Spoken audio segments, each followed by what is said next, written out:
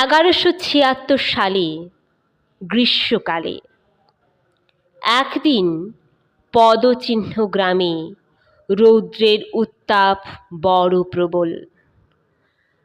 গ্রামখানি গৃহময়, কিন্তু লোক দেখি না। বাজারে সারি সারি দোকান, হাটে সারি সারি চালা, পল্লীতে পল্লীতে শত শত মৃন্ময় গৃহ, মধ্যে মধ্যে উচ্চ নীচ অট্টালিকা।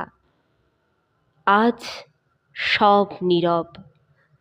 বাজারে দোকান বন্ধ, দোকানদার কোথায় পলাইয়াছে ঠিকানা নাই। আজ হাটবার, হাটে হাট লাগে নাই। ভিক্ষার দিন, ভিক্ষুকেরা বাহির হয় নাই। তন্তুবায় তাঁত বন্ধ করিয়া গৃহপ্রান্তে পড়িয়া